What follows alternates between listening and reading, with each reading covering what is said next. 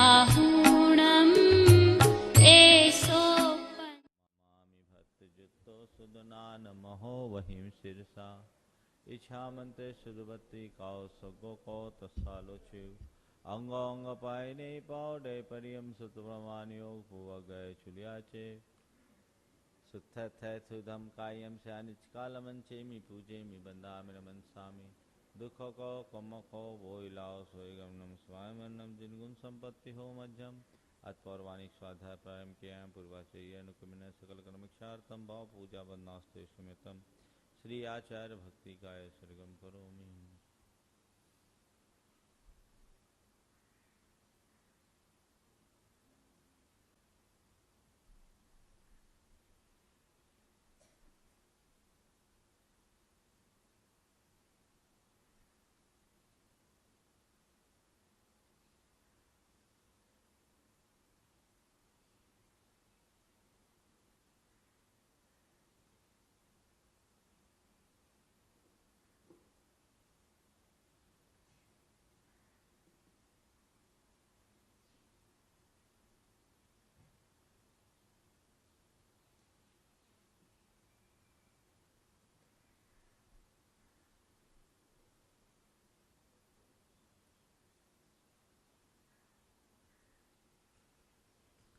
श्रुत जलधि पारिगेभ्य सपरमद विभावना पटुमतिभ्य सुचरित तपो निधिभ्यो नमो गुरुभ्यो गुण गुरुभ्य छत्तीस गुण समज्ञे पंच विहाचार्य करन संदते शिष्यानुग्रह कुशले धम्माय सदा बंदे गुरुभक्ति संयमे नय तरंति संसार सायरम घोरम चिन्नन्ति अट्ठकम्मं जम्मन मरणं न पाविन्ति ये नित्यमृतमन्त्र होम निरता ध्यानाग्निहोत्राकुला सत्कर्माविरतास्तपो धनधना साधु क्रिया साधु शीलप्रावरणा गुणप्रहरणाश्यन्दार्घ्यतेजोधिका मोक्षद्वारकपाटपाटनभटा प्रीणन्तु मां साधवः गुरुवः पान्तु नो नित्यं ज्ञान दर्शन नायिका चारितारणो गंभीरा मोक्षमार्गोपदेशिका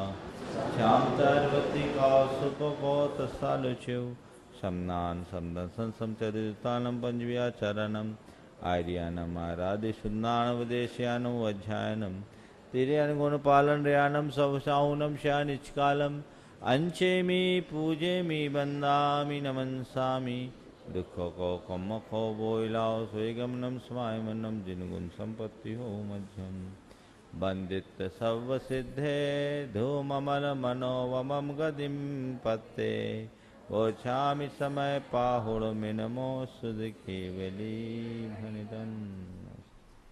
जय बोलो पंच परमेष्टि भगवान की परम पूज्य आचार्य गुरुवर श्री विद्यासागर जी महाराज की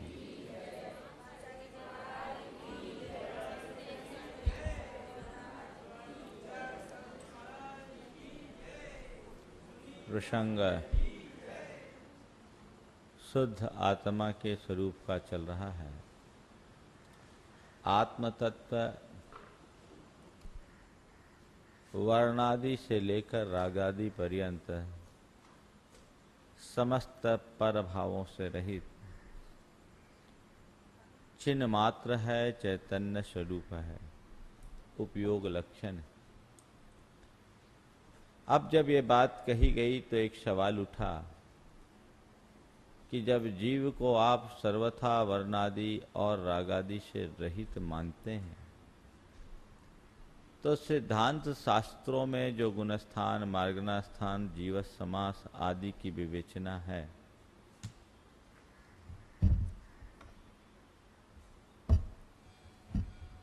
जीव समास, मार्गणास्थान आदि की जो विवेचना है, उन सब का क्या मतलब?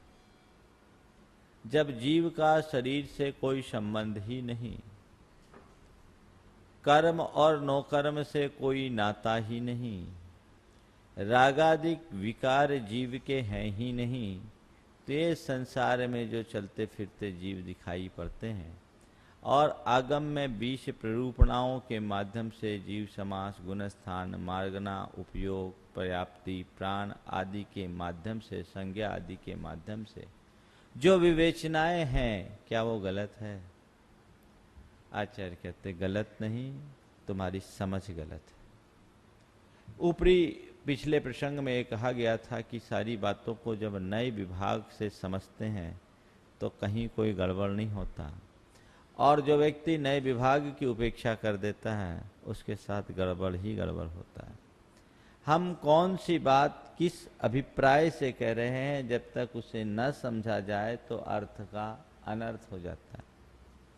तो हर शब्द के पीछे उसका अपना जो अभिप्रेत भाव है, जिसे शास्त्रीय भाषा में विवक्षा कहते हैं, उस विवक्षा को समझना चाहिए, तभी कहीं जाकर के ये बात कही जा सकती है। निश्चय नय और व्यवहार नय दोनों नयों की दो धाराएं हैं, परस्पर एक दूसरे के विरुद्ध है, क्योंकि निश्चय नय द्रव्य का कथन करता है और द्रव्य में भी उसके शुद्ध स्वरूप का कथन करता है। प्रत्येक वस्तु में दो प्रकार का परिणमन होता है। व्यवहार ने पर्याय का कथन करता है, परिणमन का मतलब पर्याय है, लेकिन हमारे भीतर जो परिणमन उत्पन्न होते हैं, पर्याय होती है, वो दो तरह से होती है। एक स्वनिमित्तक पर्याय और दूसरी स्वपर निमित्तक पर्याय। स्वनिमित्तक और स्वपर निमित्तक हर वस्तु में जिसका जैसा स्वभाव होता है उसके अनुरूप उसमें पर्याय उत्पन्न होती है। धर्म, अधर्म, आकाश और काल, ये चार द्रव्य शुद्ध परिणमन वाले हैं।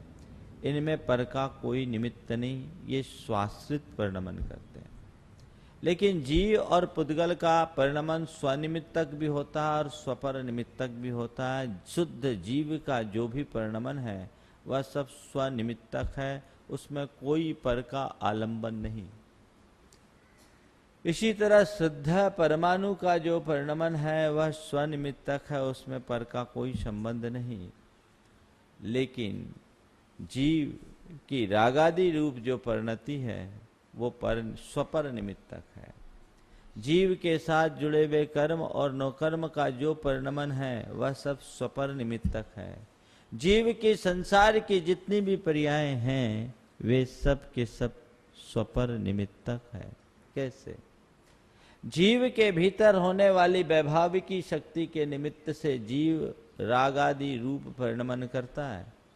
ये जीव निमित्तक रागादि विकार है, लेकिन ये रागादि विकार भी कर्म के निमित्त से उत्पन्न होते हैं। तो कर्म और जीव का जब दोनों का निमित्त जुड़ता है तो ये रागादि रूप विकार उत्पन्न होते हैं। जीव के रागादि विकार के निमित्त से उत्पन्न कर्म ही हमारे शरीर में शरीर को उत्पन्न करते हैं और हमारे वर्णादिक उत्पन्न होते हैं। तो ये वर्णादिक स्पष्टतया पुद्गल के विकार हैं, लेकिन जीव के परिणाम के निमित्त से जीव की ओर आकृष्ट हुए हैं, इसलिए स्वपर निमित्तक है। स्वपर निमित्तक पर्याय जो है हमेशा परद्रव्य के आलंबन से होते हैं, इसलिए इसे भी पर ही माना जाता है। विभाव होता है, स्वभाव में कभी पर का आश्रय नहीं होता और विभाव पर के आश्रय के अभाव में कभी प्रकट नहीं होता। विभाव सदैव परावलंबन पूर्वक होता है, स्वभाव के लिए पर के आलंबन की कोई जरूरत नहीं होती।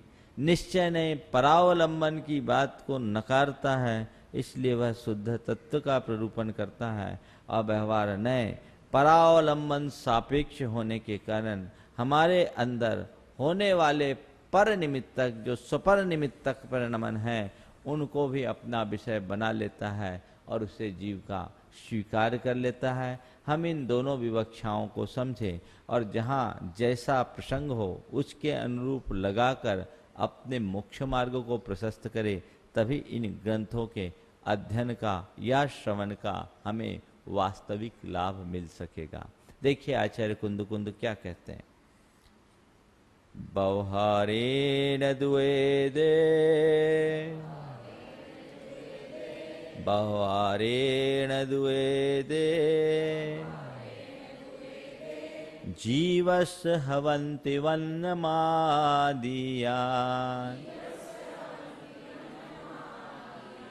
जीवस्य हवन्ति वन्नमादिया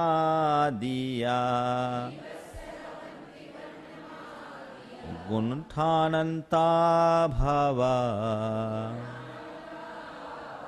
गुणठानन्ता भावा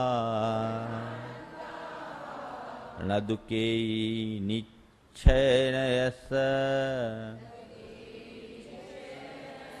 न दुःखेयि निच्छयनयस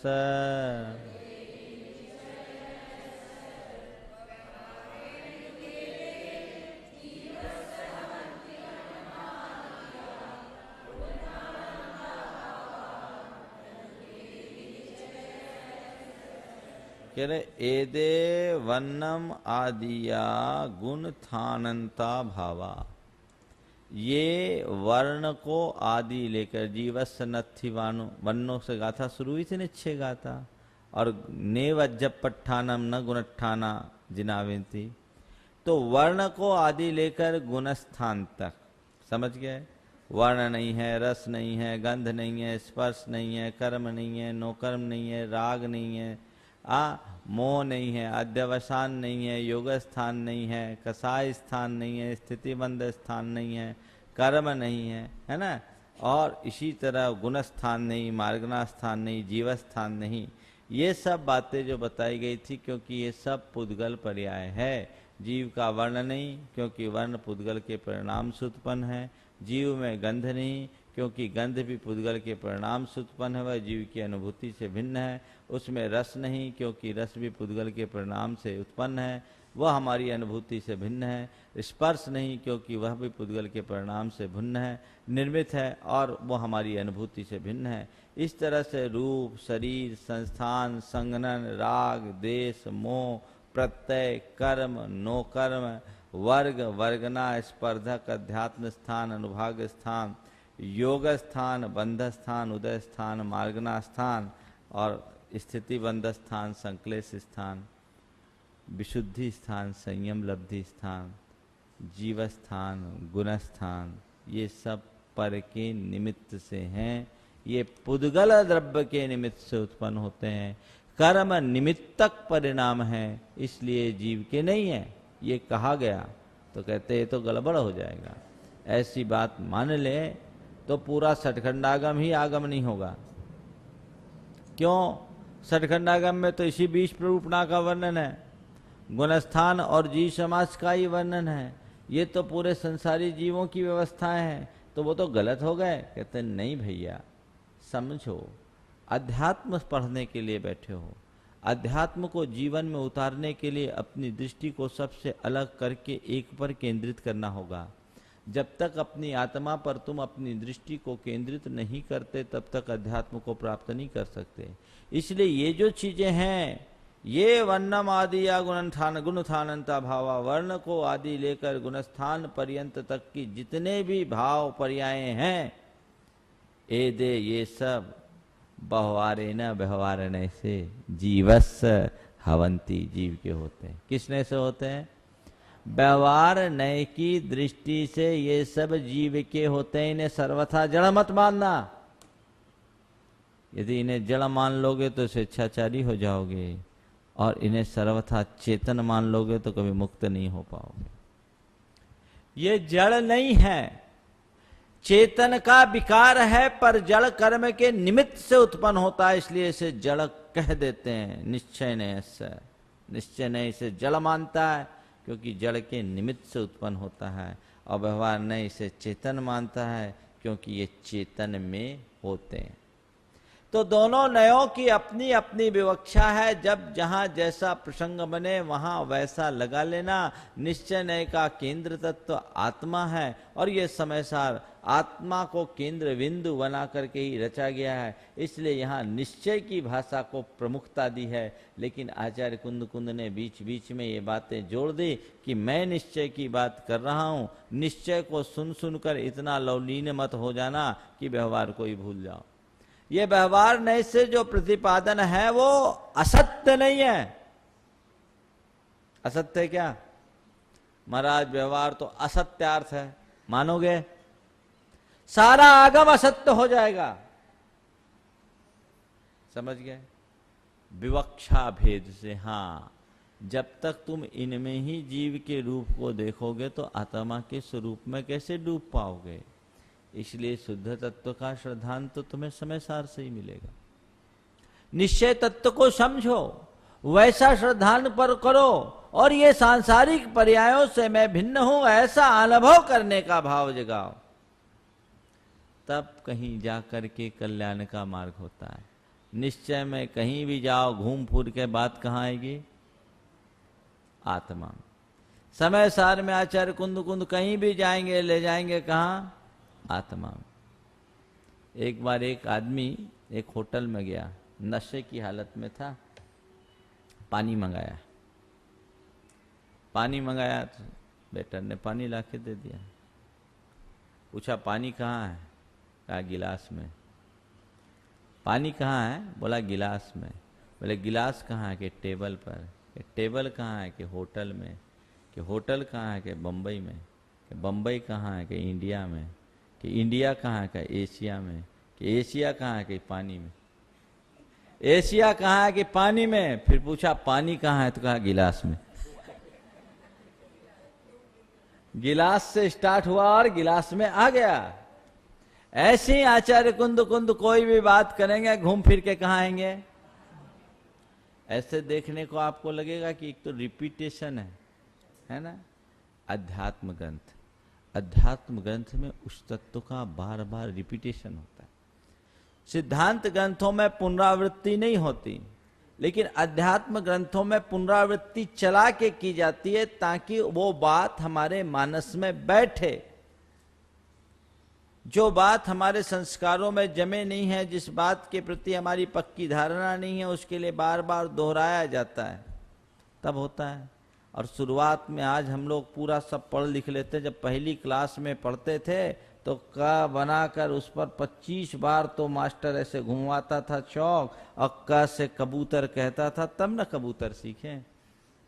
अगर बार बार बार बार वो उस पर हमारा संस्कार नहीं जमाता, उसकी पुनरावृत्ति नहीं करता, तो आज हम सीख पाते क्या? हम सब कख ग के विद्यार्थी हैं आचार्य कुंद कुंद के सामने, इसलिए वो बार बार बार बार दोहरा रहे हैं। कैसे ही तो समझो, बातें तो एक ही है ना। तो ये सब व्यवहार नय से है, निश्चय नय से ये जीव के स्वरूप नहीं है। व्यवहार नयेन तु एते जीवस्य भवन्ति वर्णाद्या गुणस्थानांता भावाः पर्यायाः न तु केपि निश्चय नयेन इति। एक लाइन में गाथा का अर्थ हो गया, ये जितनी बातें ऊपर कही गई वे जीव के हैं, लेकिन व्यवहार नय से है, निश्चय नय से नहीं। उदाहरण, ये वर्णादिक जीव के क्यों नहीं? हेतु, ए देही संबंधो, ए देही संबंधो जहेव क्षीरोदयं मुने दब्बो, जहेव क्षीरोदयं मुने दब्बो नय हुन्ति तस्य ताणिदु, नय हुन्ति तस्य ताणिदु ओग गुणाधिगो जम्हा, ओग गुणाधिगो जम्हा।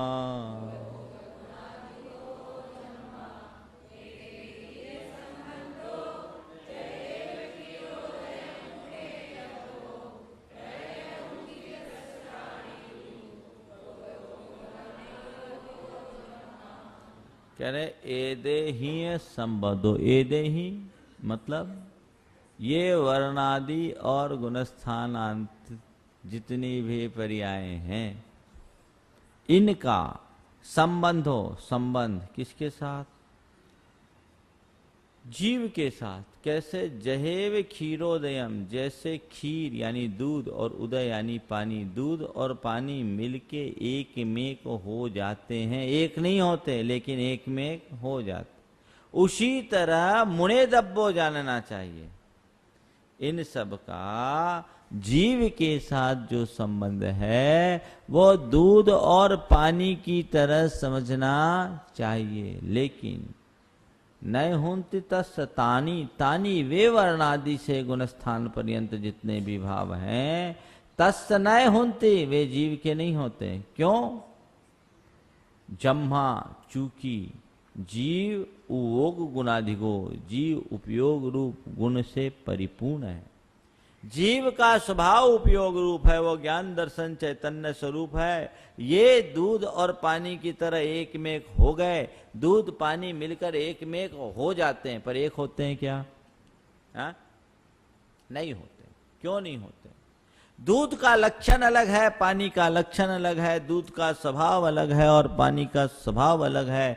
दूध पानी एक दूसरे में घुल मिल जाने के बाद भी अपनी स्वतंत्र सत्ता बनाए रखते हैं। दो मिल करके एक हो गए, एक जैसे दिख रहे हैं लेकिन एक नहीं। अनादि से जीव और कर्म का संबंध होने के कारण ये ऐसे वर्णादि रूप देहादि रूप हमें जीव दिखता है, कर्म रूप नो कर्म रूप जीव दिखता है, लेकिन फिर भी लक्षण दोनों का भिन्न भिन्न है। इसलिए उस लक्षण के प्रति जिसकी दृष्टि होती है वो फिर बाकी बातों में उलझता नहीं। तू चेतन यह देह अचेतन, यह जड़ तू ज्ञानी, मिले अनादि यतन ते बिछड़े ज्यों पै और पानी। कि तुम चेतन हो, शरीर अचेतन है, यह जड़ है, तुम ज्ञानी हो, तुम्हारे और शरीर का गठबंधन अनादि से है, लेकिन यतन ते बिछड़े, प्रयत्न करके दोनों को पृथक किया जा सकता है। ज्यों पै और पानी, जिस प्रकार पै यानी दूध और पानी मिलकर एक में एक हो जाते हैं, लेकिन फिर भी दोनों को पृथक पृथक किया जा सकता है। वो दृष्टि जिसकी हो कि ये मिलकर एक में एक दूध और पानी की तरह है, लेकिन ये संश्लेष है, तादात्म्य नहीं। मैंने बताया था ना, एक संयोग होता है संश्लेष और दूसरा होता है तादात्म्य।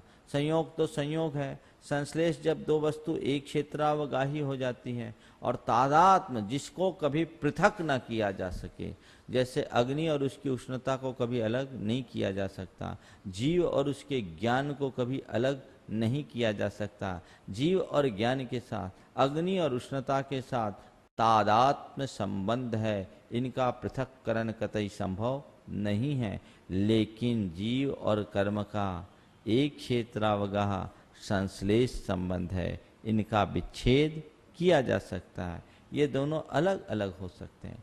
तो एक दृष्टि है कि दूध में मिले जल मिले दूध की तरह एक में एक हो गए, दूध पानी मिलकर एक में एक है, लेकिन एक नहीं है। तो निश्चय ने एक दृष्टि देता है कि पानी मिले दूध में भी तुम अपनी दृष्टि दूध पे रखो, ये मान के चलो कि जल की सत्ता पृथक है और दूध की सत्ता पृथक है। नीर क्षीर विवेकिनी दृष्टि, क्या बोलते हैं? नीर क्षीर विवेकिनी दृष्टि किसके पास होती है? हंस के पास। हंस, हंस के लिए कहा जाता है, हंस को विवेक का प्रतीक माना जाता है। क्यों? हंस को पानी मिला दूध दे दो, वो दूध पी लेगा, पानी छोड़ देगा, पूरा पानी छूट जाएगा और केवल दूध ग्रहण करेगा। उसके चोंच में एक विशेष प्रकार के रसायन का स्राव होता है, जिसके परिणाम स्वरूप पानी अलग हो जाता है, दूध अलग। ज्ञानियों ने इसे ही एक विवेक का प्रतीक बना करके कहा कि जिसके पास नीर क्षीर विवेकिनी दृष्टि है, हंस की तरह, वही आत्म तत्व को प्राप्त कर सकता है। ये सब नीर है, भीतर क्षीर है, उसकी तरफ दृष्टि रखो, उस आत्म स्वरूप को देखो। और हंस हंस है, अपना स्वभाव हंस की तरह बनाओ, तब काम होगा। लेकिन आज हंस ने अपने स्वभाव को भुला दिया है। बड़ी सार्थक है ये पंक्तियां। हंस मान शर भूला, हंस मान शर भूला, सनी पंख में चंचु हो गए उजले परमट मैले। सनी पंख में चंचु हो गए उजले परमट मैले। कंकर चुगने लगा वही जो मुक्ता चुगता पहले। सनी पंख में चंचु हो गए उजले परमट मैले। कंकर चुगने लगा वही जो मुक्ता चुगता पहले। क्षर में क्या ऐसा सम्मोहन, क्षर में क्या ऐसा सम्मोहन, जो तू अक्षर भूला, हंस मान शर भूला, हंस मान शर भूला। कमल नाल से बिछुर कांच के सूखे तिनके जोरे। कमल नाल से बिछुर कांच के सूखे तिनके जोरे। अवगुंठित कलियों के धोखे कुंठित सूल बटोरे। कमल नाल से बिछुर कांच के सूखे तिनके जोरे। अवगुंठित कलियों के धोखे कुंठित सूल बटोरे। पर में क्या ऐसा आकर्षण, पर में क्या ऐसा आकर्षण, जो परमेश्वर भूला, हंस मान सर भूला, हंस मान सर भूला। नीर छीर की दिव्य दृष्टि में अंध वासना जागी। नीर छीर की दिव्य दृष्टि में, जिसके भीतर ये दिव्य दृष्टि होनी चाहिए वो दृष्टि नष्ट हो गई। आत्म तत्व की जो दृष्टि होनी चाहिए उसे भुला दिया। नीर छीर की दिव्य दृष्टि में अंध वासना जागी।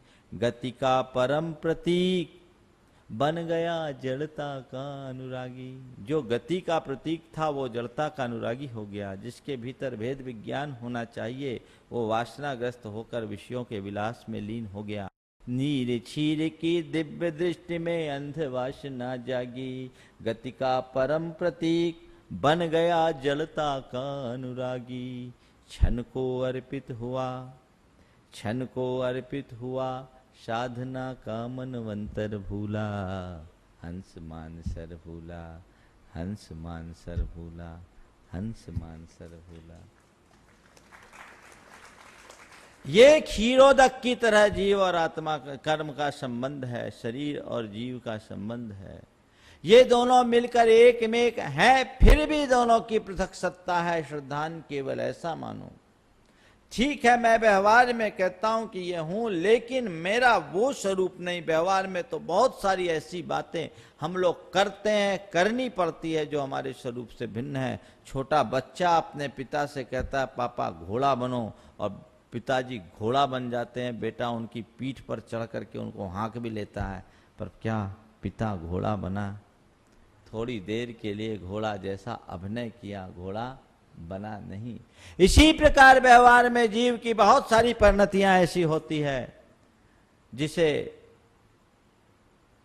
व्यवहार में कहा जाता, वो वैभाव की पर्याय है। निश्चय नहीं कहता ये सब तेरा नहीं है, तेरा इससे कोई नाता नहीं, तेरा इससे कोई संबंध नहीं। देखिए टीका, एदे ही संबंधो जहेव क्षीरोदयम मुने दब्बो एतैर वर्णादि गुणस्थानांत ही पूर्वोक्त पर्याय सह संबंधो यथेव क्षीर नीर संश्लेष तथा मंतव्य। इनके किनके वर्ण आदि को, वर्ण को आदि लेकर गुणस्थान तक जो पिछली 6 गाथाओं में एक साथ कहा गया, एक साथ 6 गाथाएं थे, वे सब पर उन पर्यायों के साथ जीव का संबंध कैसा है? क्षीर और नीर की तरह संश्लेष संबंध मानना। एक क्षेत्रावगाही है, एक नहीं। न च अग्नि उष्णत्वयोर इव तादात्म संबंध। अग्नि और उसकी उष्णता की तरह तादात्म संबंध नहीं मानना। इस चीज को ध्यान रखना। संश्लेष वो है जो एक क्षेत्रावगाह हो जाए, एक मेघ हो पर एक ना हो, उसे अलग किया जा सकता। तादात्म जिसे ना मिलाया गया है ना हटाया गया है, हटाया जा सकता है। अग्नि में उष्णता किसी ने आरोपित नहीं की और उष्णता को कभी हटाया नहीं जा सकता। अग्नि से विरहित उष्णता और उष्णता से रहित अग्नि का कभी उपलब्धि ही नहीं होगी। जीव से रहित ज्ञान और ज्ञान से रहित जीव कभी नहीं पाया जाएगा। तो ज्ञान और जीव का तादात्म्य संबंध है, लेकिन कर्म और आत्मा का संश्लेष संबंध है। कुतः इति चेत, क्यों, ऐसा क्यों? न हुन्ति तस्य तानिदु न च भवन्ति तस्य जीवस्य ते वर्णादि गुणस्थानांता भावा पर्याया।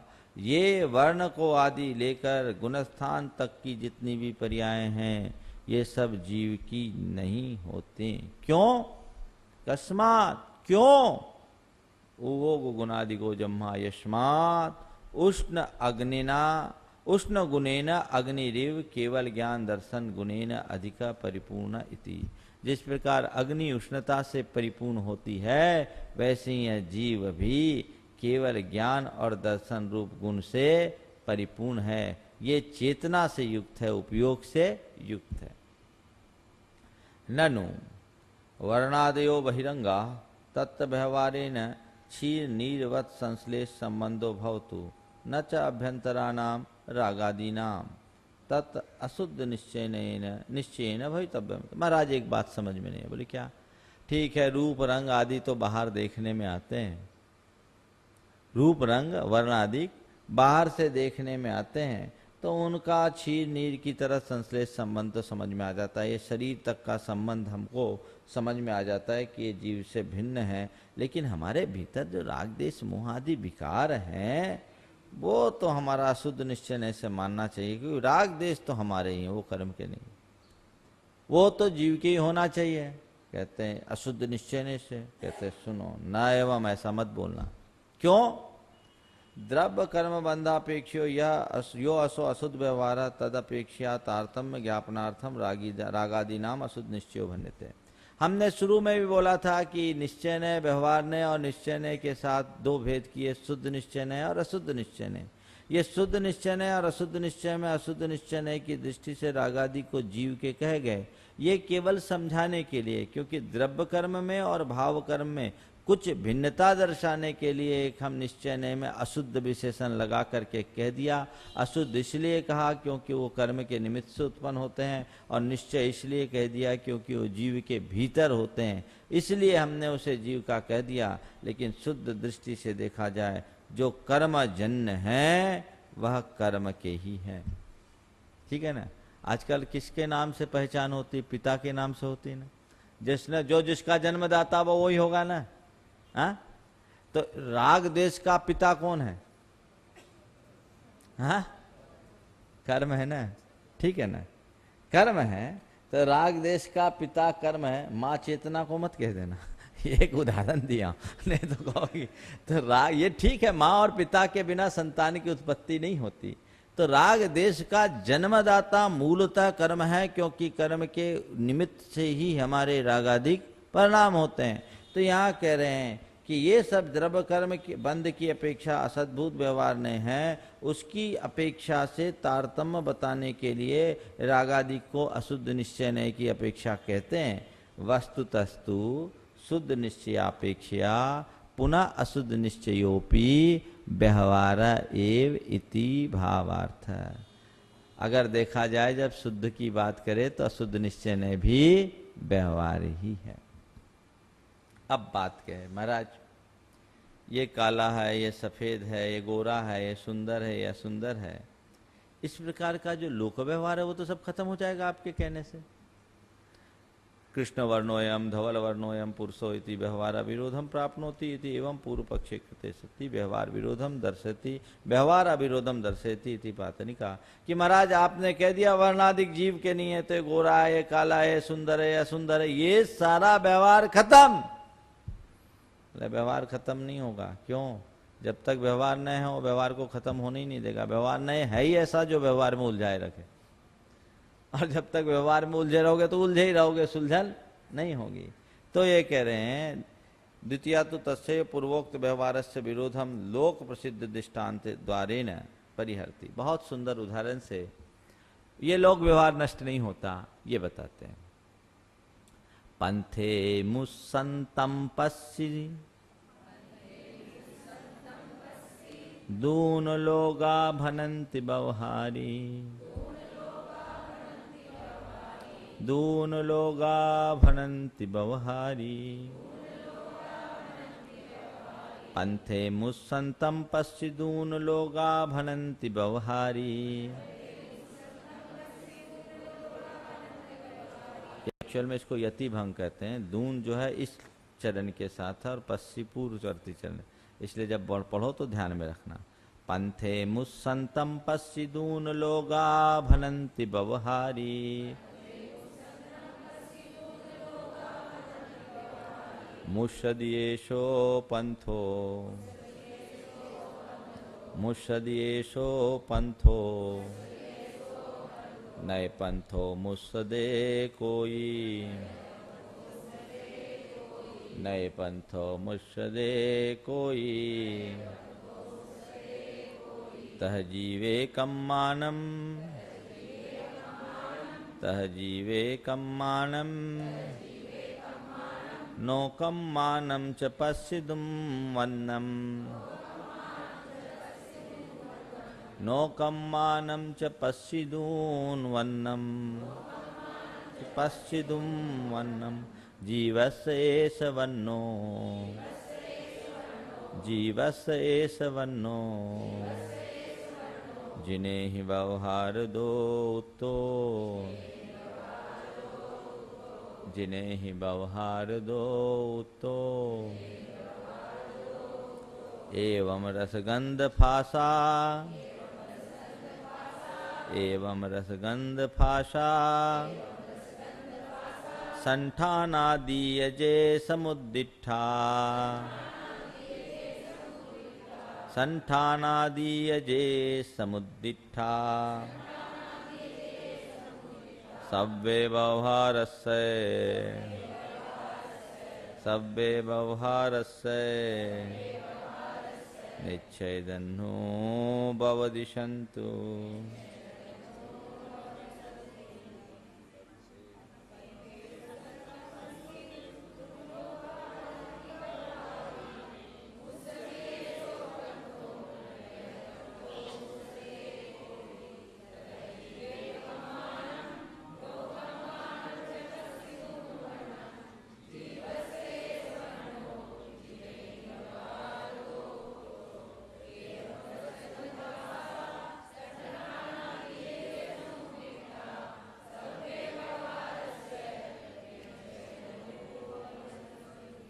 बहुत सुंदर उदाहरण दिया।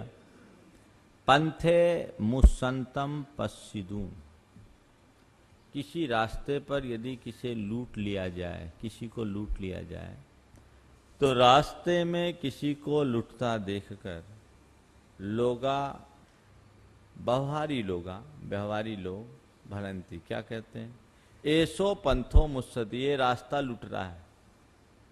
क्या बोल रहे हैं, किसी रास्ते पर अगर कोई लूटा जाए तो क्या कहा जाता है, ये रास्ता लूट रहा है। नए पंथों मुस्सदे, कोई क्या रास्ता किसी को लूटता है। हम उत्तर प्रदेश में विहार कर रहे थे, एटा के पास अलीगंज है। अलीगंज से एटा की ओर बढ़ रहे थे तो रास्ते में एक मोड़ था और बोर्ड लिखा हुआ था, इधर से न जाएं ये रास्ता खराब। बोर्ड लिखा हुआ था, इधर से न जाएं ये रास्ता खराब है। हमने कहा रास्ता देखने में इस रास्ते से अच्छा लग रहा है, ये रास्ता खराब कैसे है। बोला महाराज रास्ता खराब नहीं, रास्ता के लोग खराब है, आदमी सेफ नहीं है। तो क्या हो गया, जिस रास्ते पे चोर लुटेरे रहते हैं उस रास्ता को भी चोर कह दिया जाता है, जिस रास्ते पे खराब लोग बसते हैं वो रास्ता खराब कह दिया जाता है। रास्ता कोई खराब थोड़ी होता है। रास्ता लूटता है क्या, रास्ते वाले को लूटा जाता, रास्ता वाला लूटता है।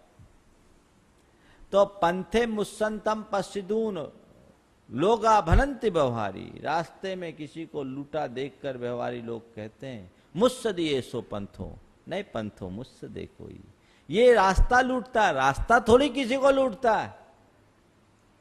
रास्ते पर चलने वाले लोग लूटे जाते हैं और रास्ते में रहने वाले लोग लूटते हैं। इसी प्रकार तह जीवे कम्मानम नो कम्मानम च पश्चिदुम वन्नम, तह जीवे कम्मानम नो कन्नामनम च वन्नम पश्चिदुम, उसी प्रकार जीव में कर्म और नो कर्म के वर्ण यानी रंगों को देखकर क्या कहते हैं, जिनेंद्र भगवान के द्वारा व्यवहार दो व्यवहारने से ऐसा कहा गया कि जीवस एस वन्नो, ये जीव का रंग है। किसने कहा? व्यवहार ने। तो व्यवहार में कौन? गंवार लोग। किसने? देखो इस गाथा को, जिन्हें ही उत्तो,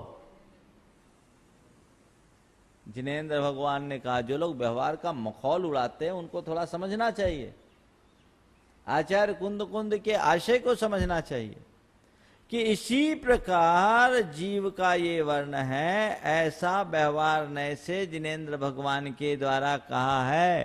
तो क्या जिनेंद्र भगवान कभी झूठ कहते हैं? व्यवहार तो असत्य है, तो भगवान की वाणी असत्य है, जिनवाणी असत्य है, सठखंडागम असत्य है, गोमठ सार असत्य है, समय सार भर सत्य है, बाकी सब ऐसा मानोगे? गड़बड़ा जाओगे। इसलिए कभी गड़बड़ मत करना। थोड़ी सी भी भूल वस्तु के स्वरूप को समझने में यदि मनुष्य कर दे तो उसको अर्थ का अनर्थ हो जाता है। तो कह रहे पंथे मुस्सतम पश्चिदून लोगा भनंती बहुवारे बहुवारी मुस्सदी ऐसो पंथो नए पंथो मुस्सदे कोई। और फिर कहते हैं एतः जीवे कम्मानम नो कम्मानम च पश्चिदुम रूपम जीवस होई ऐसो जीवस एस वन्नो जिन्हें ही व्यवहार दो उत्तो। व्यवहार ने से जिनेंद्र भगवान के द्वारा ऐसा कहा। इसी प्रकार न केवल रंग एवं रस गंध फासा संठान आदियम, इसी प्रकार रस गंध स्पर्श संस्थान आदि को लेकर जे समुद्दिठा, जो पहले कहें कहां तक?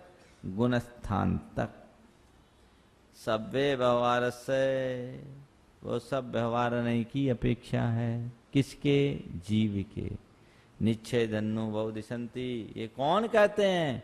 निश्चय के ज्ञाता कहते हैं, निश्चय को जानने वाले ऐसा कहते हैं। इस प्रकार दोनों बातों को जो समझ करके चलते हैं वे कभी गड़बड़ नहीं करते, और जिनके पास ऐसी समझ नहीं उनके पास सिवाय गड़बड़ के कुछ भी नहीं। टीका देखिए, पंथे मुस्संतम पश्चिदून लोगा भनंति व्यवहारी पथि मार्गे मृष्यमानम सार्थम दृष्ट्वा व्यवहारिनो लोका भनंति किम भनंति मुस्सदी ऐसो पंथो मुष्यते ऐसा प्रत्यक्षी भूतः फंथास चोरही करती भूते। रास्ते में चलने वाले मनुष्यों के द्वारा अगर कोई लूट लिया जाए, मनुष्य को कोई लूट ले, कोई सेठ साहूकार को रास्ते में लूट ले, तो व्यवहारी लोग यही कहते हैं कि ये रास्ता लूटता है। नए पंथो मुस्सदे कोई नच विशिष्ट शुद्धाकाश लक्षण पंथा मुष्यते कश्चिदपि। रास्ता तो शुद्ध आकाश प्रदेश का रास्ता थोड़ी लूटा गया। हाँ, रास्ते में लूटा। किसको लूटा? लूटने वाले को, जिसके पास माल था उसको लूटा। लूटा कौन? लूटने वालों में बदनाम कौन हुआ? रास्ता। किंतु पंथानम आधारीकृत तदाधे भूता जना मुष्यन्ते इति। भाई रास्ते को आधार बनाकर उसमें चलने वाले राहगीर लूटे जाते हैं, रास्ता तो नहीं लूटता। न रास्ता लूटता है न रास्ता लूटा जाता है। लूटने वाला भी आदमी और लूटा जाने वाला भी आदमी, पर लोग व्यवहार तो ही रास्ता लुटेरा है, रास्ते को लुटेरा बना दिया। दृष्टांत गाथा गाथा ये तो उदाहरण हुआ।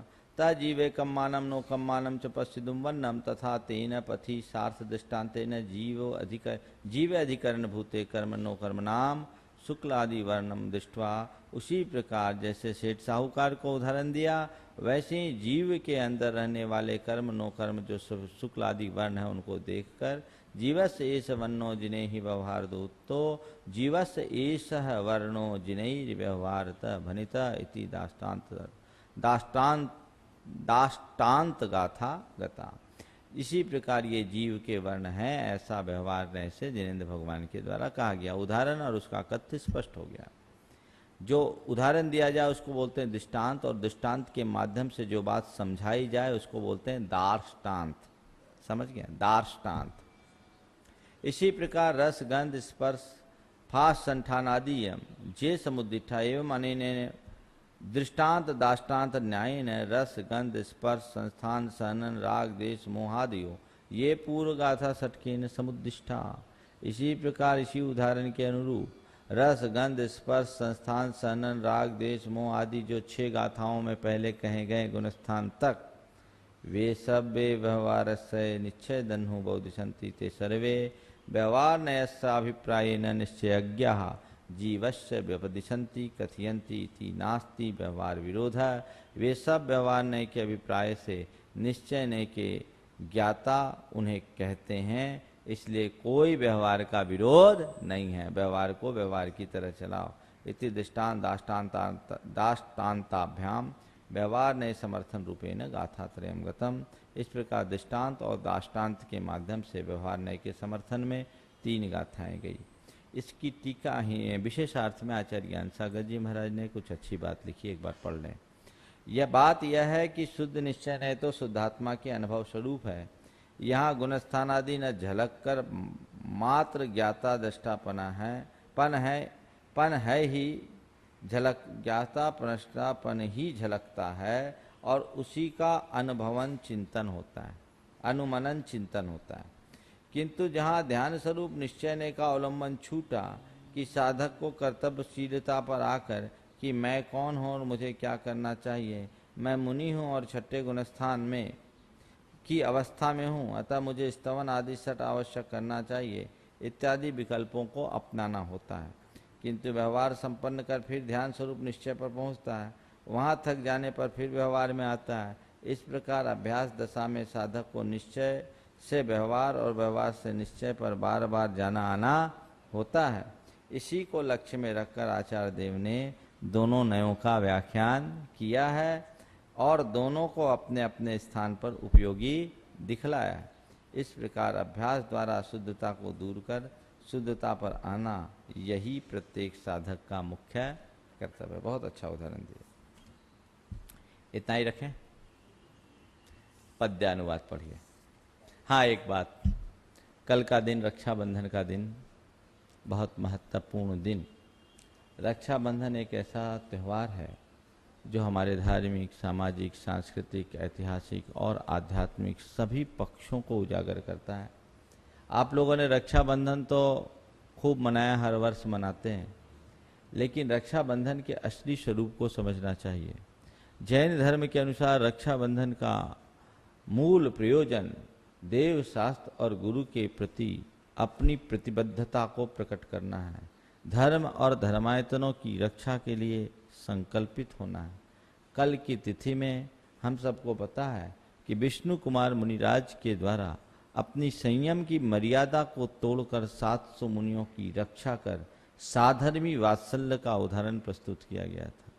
ऐसी तिथि में कल हम सब 700 मुनिराजों को स्मरण करेंगे। ऐसे मुनिराज जिन्होंने मर्मांतक पीड़ा को सहकर अपने उपसर्ग को सहन किया और अपने मार्ग से विचलित नहीं हुए, जैन धर्म की रक्षा की। विष्णु कुमार मुनिराज ने जैन धर्म की रक्षा की, तो 700 मुनियों को अर्घ अर्पण करना और देव, शास्त्र, गुरु के प्रति जीवन पर्यंत समर्पित रहने के संकल्प को दोहराने का दिन है कल के रक्षाबंधन का। जैसा कार्यक्रम आप लोगों तक शायद सूचित कर दिया गया हो, न किया हो तो अभी कर दिया समझ लीजिए। कल समय सार की जगह उस रक्षाबंधन महामहोत्सव में सबको शरीक होना है, वो उनकी आराधना करें। रक्षा बंधन विधान का जो आयोजन यहाँ पर घोषित किया गया है, आप सब लोग जो नहीं आए उनको भी सूचना दें कैसे 700 मुनिराजों ने उन दारुण उपसर्गों को सहन किया। कम से कम हम साल में एक दिन याद तो करें, जिससे हमारा मन धर्म मार्ग के प्रति समर्पित हो। इसलिए पूरी की पूरी इसी सूचना को ध्यान में रखते हुए आगे के सारे कार्यक्रम सुनियोजित करेंगे। कल का कार्यक्रम 5:30 बजे से चालू होगा, 700 अर्घ चढ़ेंगे, समझ गए। लगभग सब कार्यक्रम संपन्न होते होते 10:30 से 11 तो बज ही जाएंगे। अपने उसी तैयारी से आप आइएगा और पूरा आनंद मनाइएगा। अभी तक तो राखी का मतलब खीर खाना और विनायक जिमाना ही था, और ज़्यादा था तो भाई बहन के हाथों में राखी बंधा लेना। लेकिन ये तो एक केवल सामाजिक और कुछ रूढ़ियाँ थी जो जागरूकता आने के बाद परिवर्तित हो गई। लेकिन रक्षाबंधन के मूल रहस्य को समझकर अपने जीवन को उसके अनुरूप ढालने का प्रयास सबको करना चाहिए। यहीं पर विराम। कल और आज का पद्यानुवाद एक साथ पढ़ लें। जीवसनथी नहीं, अरसमरु 54वीं गाथा से। आत्मा सचेतन अरूप अगंध प्यारा, अव्यक्त है अरस और अशब्द न्यारा। आता नहीं पकड़ में अनुमान द्वारा, आकार से रहित है सुख का पिटारा। यो जीव के सरस गंध नहीं है, ये स्पर्श वर्ण गुण रूप सभी नहीं है। संस्थान सहनन सुंदर है न काया, अलोक धाम जिसमें तम है न छाया। ये जीव के न रतिराग यथार्थ में है, ना मोह विभ्रम विभाव पदार्थ में है। नो कर्म कर्म अग प्रत्यय भी नहीं है, बंधु इसे बस यही शिव की मही है। जीव की न विधि वर्ग न वर्ग नाये, ना तीव्र मंद विधि स्पर्धक की कलाएं।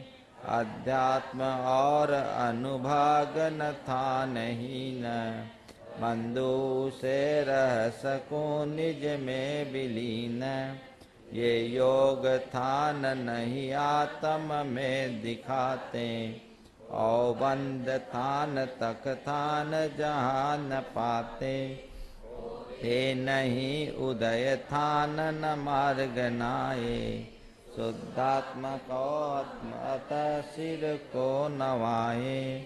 संक्लेश थान स्थिति बंधन यान दोवे, ना जीव के नहीं सुसंयम लब्धि होवे।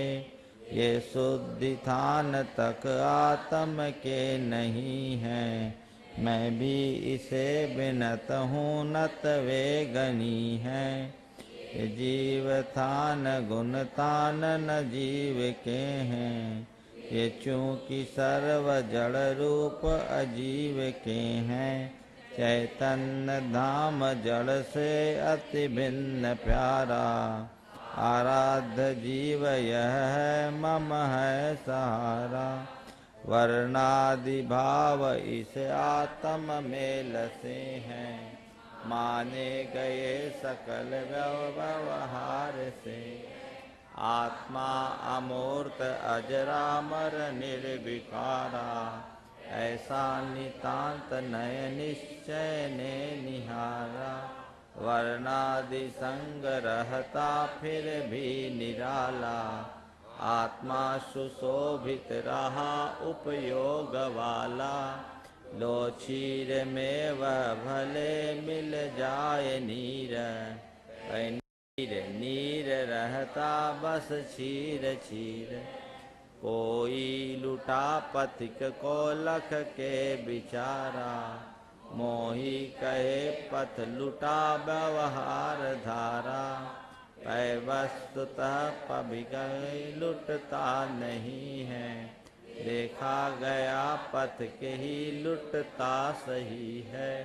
देहादि का सुभग वर्ण निहार मानो, लो जीव सुंदर सुदृश्य सुधा सुजानो। ऐसा पुनीत जिन शासन सस भोले, व्यवहार रह संस्थान आदिक शरीर विकार सारे। ये स्पर्श रूप रस गंध गुणादि न्यारे, है जीव के पर सुनो व्यवहार से हैं। ऐसा कहे मुनि निजातम से बसे हैं। बस।